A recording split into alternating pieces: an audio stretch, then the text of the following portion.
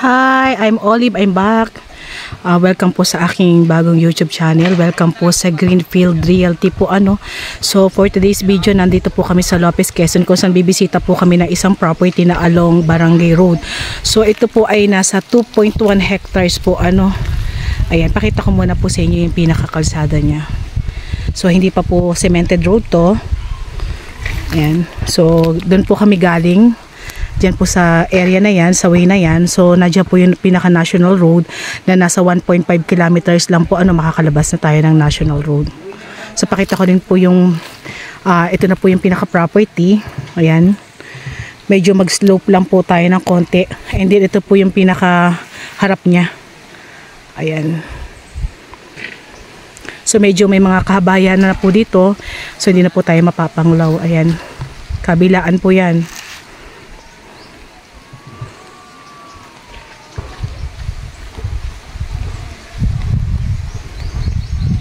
So yan, bali papasok na po tayo ng pinaka-property. Bali ang pinaka-frontage po nito is magsisimula po dito sa may puno ng niyog na yan. And then mag-i-end po dito sa may puno ng avocado po na yan. So sakop na po ng property. And then yung pinaka-road po natin is ito lang po. And then magkakaroon po tayo ng konting pag-slope pababa. Pero kayang-kaya naman po lusungin ng sasakyan. So gagawan lang natin ng way para po makapasok yung sasakyan doon po sa pinakaloob. So may line po tayo ng kuryente. And then may signal din po tayo ng phone. And then explain ko lang po bago po ako tuluyang pumasok. Bali ito po yung pinaka center. And then ito po yung pinaka daycare.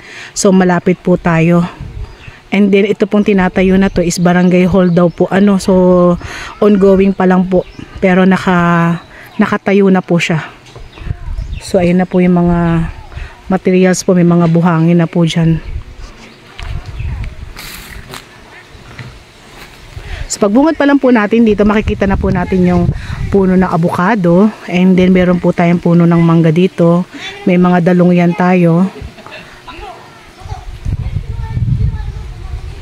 So tara, papasok na po natin. I-check na po natin yung property. So gaya po ng nasabi ko, medyo pababa po yung property. Pero pasok na pasok po ang sasakyan dito.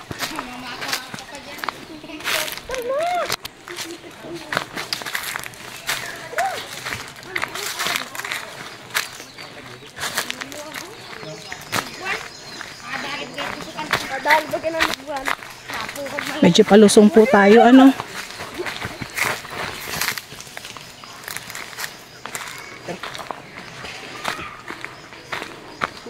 So ito nilalakaran natin. Ito na po yung pinakaloob niya. Ang kagandahan po nito is punong-puno po siya ng niyog.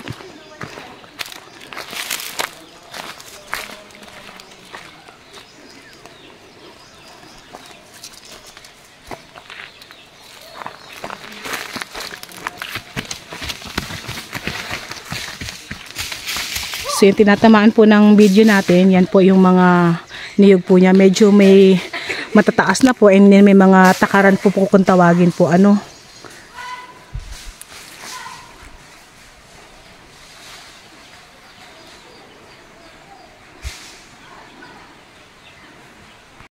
So yan, unti-unti po akong bumababa patungo dun sa property. So explain ko lang po pagdating po natin dyan sa may part na yan, halos kapantayan na po siya.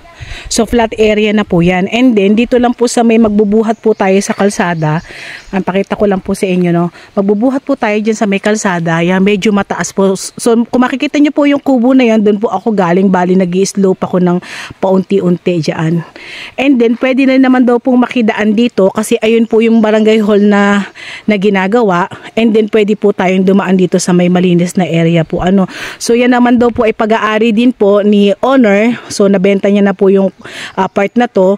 And then talaga naman po magbibigay po ng right of way kasi po dahil din po sa barangay hall po na itatayo. So pasok na pasok po yung sasakyan kahit dito. And then kahit dito po sa mismong property, pwede po rin po tayong dumaan. So tara po, bababa na tayo.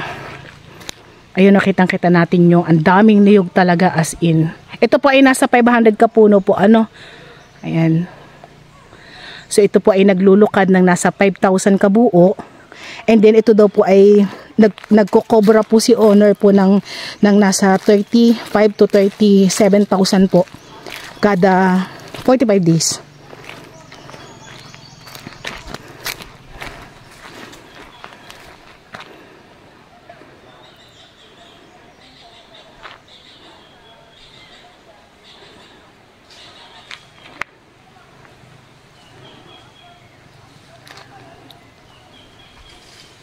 So marami din po siyang puno ng saging, nasa 1,000 ka puno po ito. At ito daw po ay kumikita ng nasa 3,000 pesos po kada isang buwan.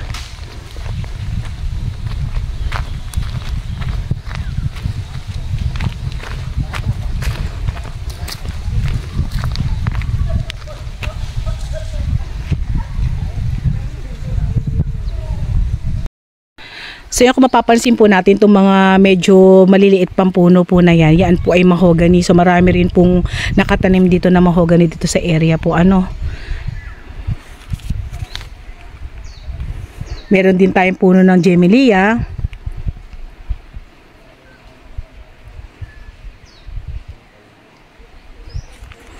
Yan, so bababa pa rin po tayo. Dito sa area na to, ang ganda na, oh. Dito pa lang ako sa medyo taas, ang ganda na. Ang dami, papansin po talaga natin, dami siyang puno ng saging. So may return income naman po yung property. Yun ang kagandahan dito. At ito po ay dikit po ng kalsada po, ulitin ko lang. So along Barangay Road po siya. So mapapansin po natin doon sa daan na binibidyohan po natin bago tayo makarating dito sa property, hindi pa po siya cemented road po, ano. So may mga part po na cemented na, and then may mga part po na hindi pa. So ongoing pa naman po ang pagpapagawa ng kalsada dito sa lugar na to. So may mga budget naman po, so hintayin na lang din po natin na ma-cemented na po yung mga road. So maaluwan po tayo makakarating dito. So ito po ay nasa 1.5 kilometers bago po tayo makalabas ng National Road. And then ito naman po ay nasa 14 kilometers away from town proper po ng Lopez.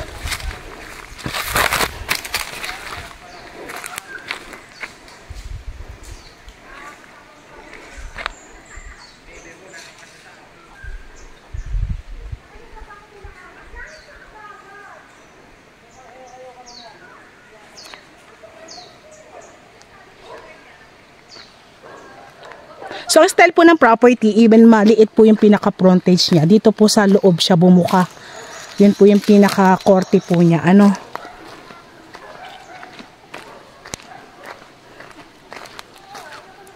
So ang nakikita ko pong saging dito, meron po tayong mga lakatan, meron din po tayong saba, and then may mga senyorita po.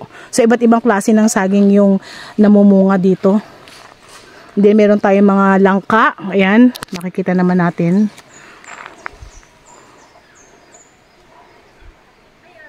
Ang ganda ng property.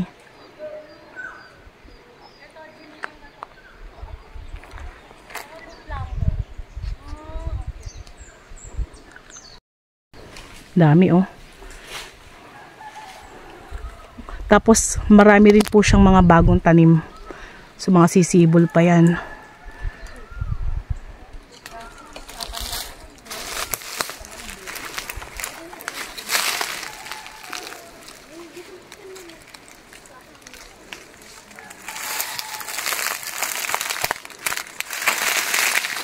Yan, ikot pa tayo. Ang dami nang namumungan saging, oh. Zoom natin para makita po nila. Yan, oh.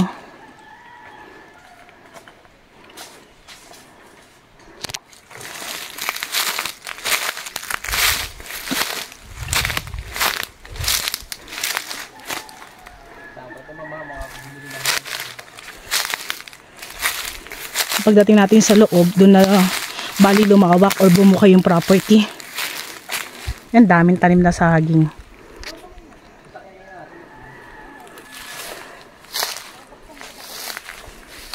Yung tordan po yung saging na nakikita natin. Ayan, pakita natin. Yan, tordan siya.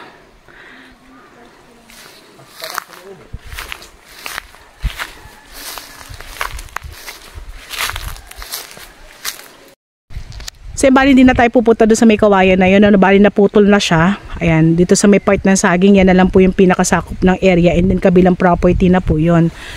So, ito po yung pinaka-boundary, yung kawayan na makikita po natin. Ayan, pakita lang natin. Tapos po, pupunta po tayo dito sa may pinaka right side ko po. So, doon tayo naman iikot po para makita natin yung pinakalaman niya. So, dito makikita natin, marami na siyang puno ng saging dito sa may part ng flat area. And then doon din po natin makikita yung daw po mga puno ng mahogany. Marami daw po doon. So, titingnan po natin siya.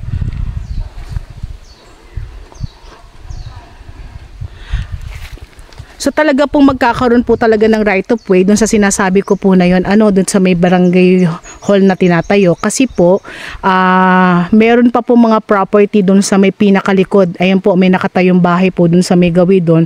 So talagang bibigyan po ng right of way ng barangay ang mga nandun sa may likod ng property. So yun naman po ay hindi na po sakop ng property yun. So barangay na rin po ang nagbigay nun. Ayan dito po. So, pwede pong ilusong ang sasakyan hanggang dito sa property.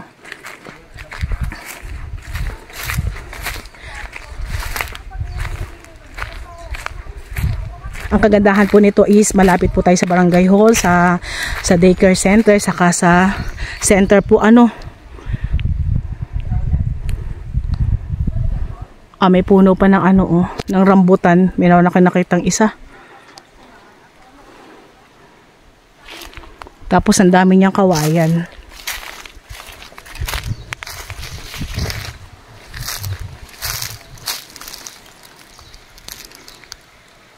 Daming saging.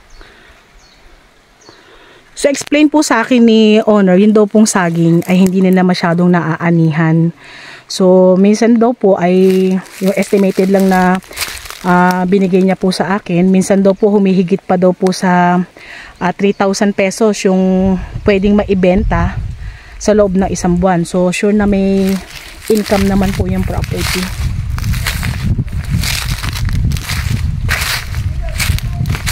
Dito tayo pupunta sa may maraming mahogany. So dito punong-puno ng saging. Ang dami. So 1,000 kapuno po siya ha.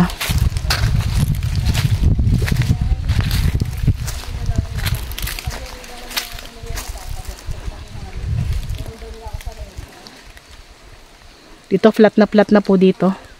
Ito yung sinasabi ko po sa inyong bahay na nasa likod.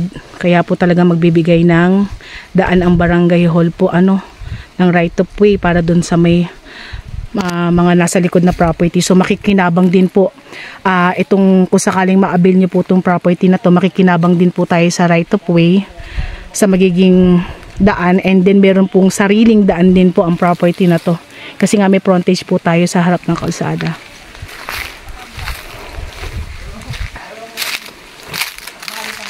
Ito yung mga mahogany. Okay. So ayan, nakita na natin yung area na maraming mahogany. Pakita lang natin.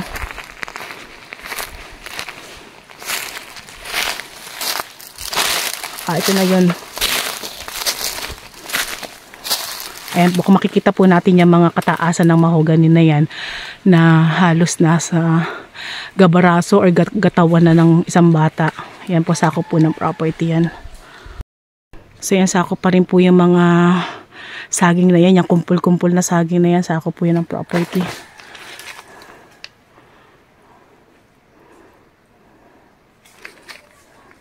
Dito sa part na to, medyo kababaan pa po yung niyog dito. Ang pakita natin. Ayan po. And then, kagandahan po nito, may mga bagong tanim din po siya.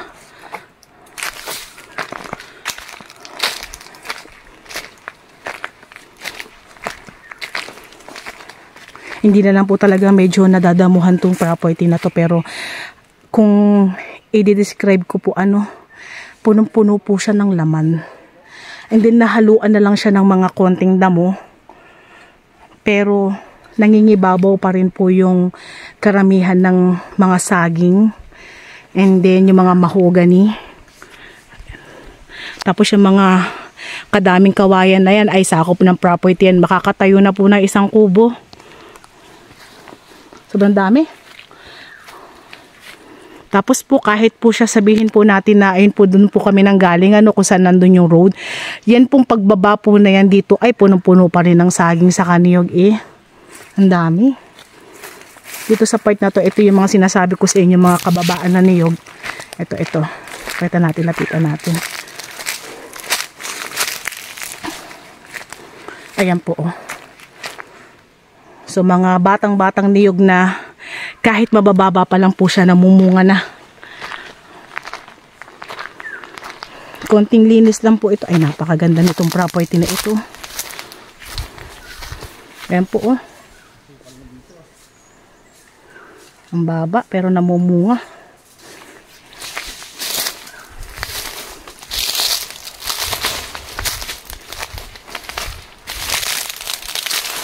Dito ang dami talagang mga mga niyog na kababaan. Gusto may taas doon part na hindi nakasama yun. Okay, so hindi na part. Okay. Hangganan ito bakod na kawayan. Ito puno ng mangga na to, kasama pa? Kasama pa yan. Okay, dami. Talagang ay quality naman sa dami ng laman. Oo, ang dami. Libo nga talaga tong saging na ito.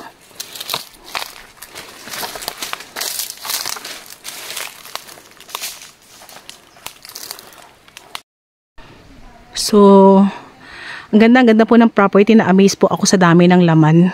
Quality po siya So, explain ko na rin po about sa documents nitong property na to. Ito po ay TCT title and then buhay po ang mismong nasa title po. Buhay po yung mag-asawa. And then, kausap ko po sila kanina. Bali, ang pagkakasabi po nila tatay, dun sa price po nila, sila na po ang sasagot ng CGT and doc stamp. So, wala na po tayong problemahin po doon. So, sagot naman po nila yung bayarin na yon.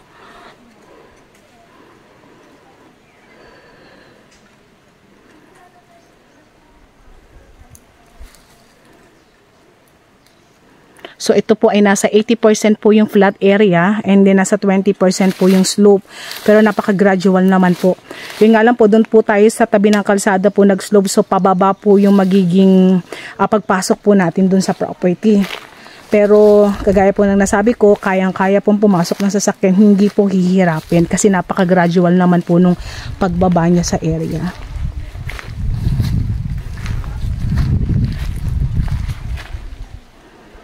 So, ang source po ng tubig dito is bukal.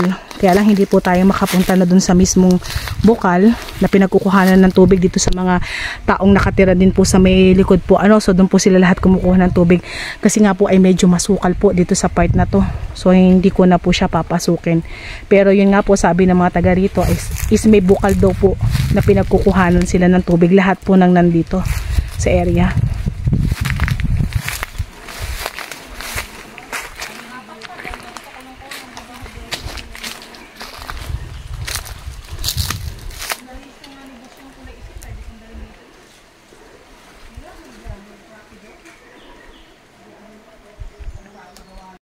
So yan, bali lalabas na po kami ng property. So pakita ko lang po sa inyo yung reality po ng property po. So yung mga kasama ko po papalabas na po sila. So unti-unti na po silang nag-aahon. Ayan po. So para makita nyo lang po yung reality mismo nung pinakaloob ng property. So ayan po, medyo paahon na po sila. So nagtatanggal ng sintas ng sapatos. Okay. Ayan na po.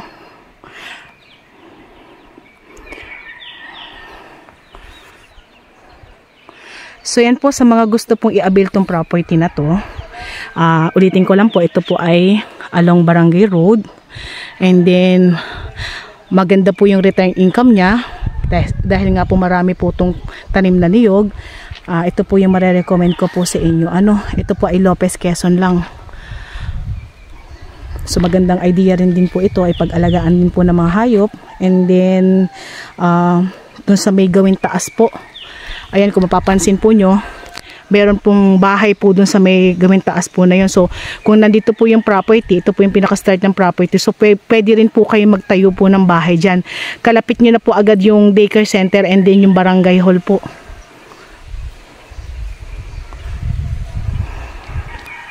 So yan, kung gusto niyo po i-avail itong property na to, message niyo na po kami sa aming WhatsApp and Viber po na mag-a-appear po sa inyong mga screen. And kung sakali po na meron po akong hindi nasabi na details about dito sa property na to, meron po kaming description po. So paki-click na rin din po iyon, ano. Napakagandang property quality po.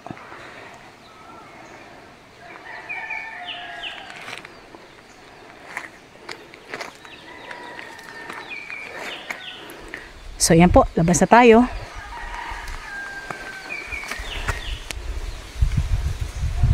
Thank you po.